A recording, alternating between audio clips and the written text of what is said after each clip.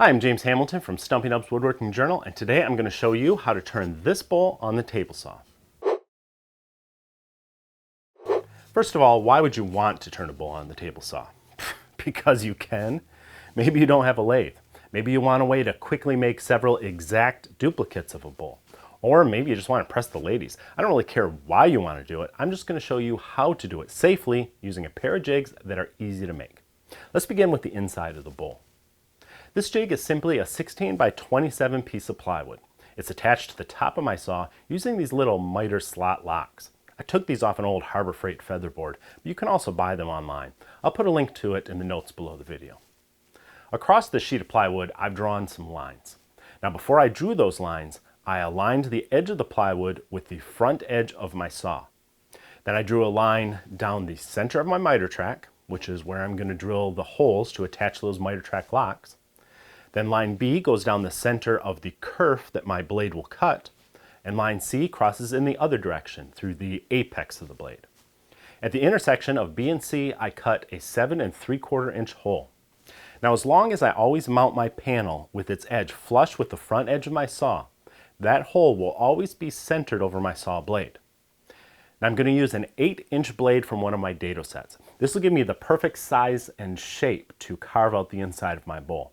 This jig is not designed for a full 10-inch saw blade. For that, you'll want a bigger hole in your jig to accommodate a wider and thicker bowl blank than the one we're going to use, and that's out of the scope of this tutorial. With an 8-inch blade, this jig, as it's designed, allows you to use the common 8-inch wide, 3-inch thick turning blanks that you can get from turning suppliers.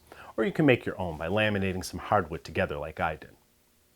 I used a bandsaw to cut it down to a final diameter of 7 5/8 of an inch. That'll give me a little bit of room to spin it inside the hole in my jig. We begin with the blade set below the surface of the saw.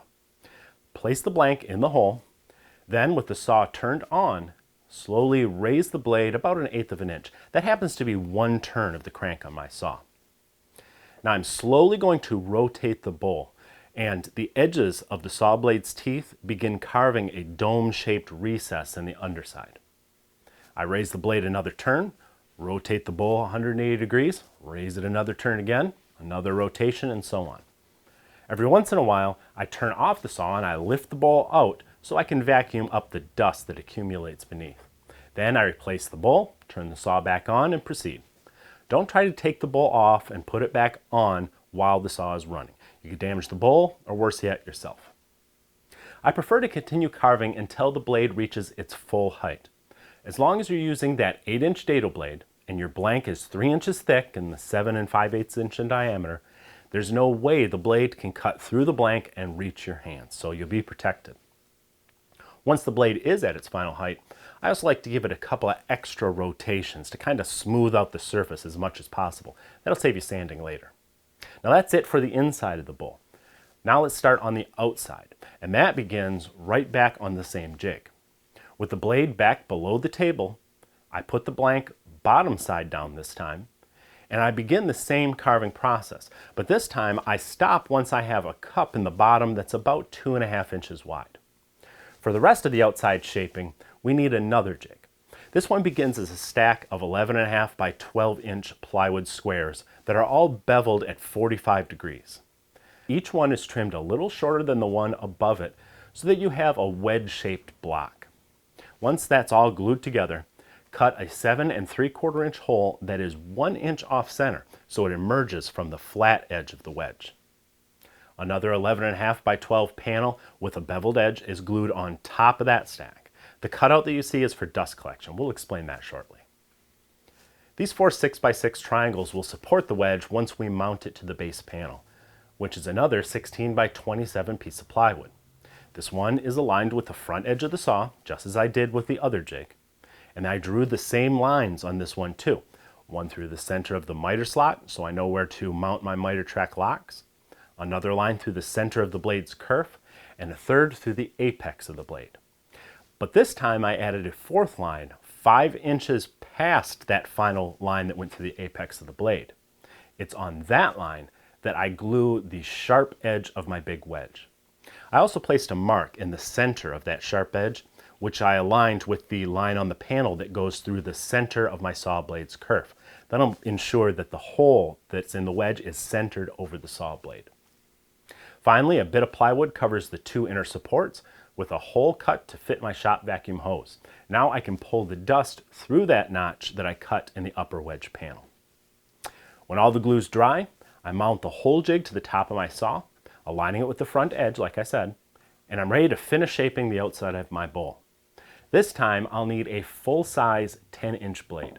I highly recommend one with flat ground teeth. Crosscut and combination blades will leave a rougher surface on your bowl that'll require a lot more sanding later. With the saw blade lowered all the way below the table, I drop the blank bottom side down, and the process is the same as before. Turn on the saw, raise the blade, rotate the blank. I only raise the blade a half turn between each rotation this time, because a full turn gives me a rougher cut with this thinner blade. Of course, that means you'll be removing material more slowly, so it'll take you a bit longer to shape the outside of the bowl than it took to do the inside, but you can see your progress from the back of the jig as you work. And again, there's no way for that blade to reach your hands even at its full height. In fact, here's what it'll look like once the blade has been raised to its full height.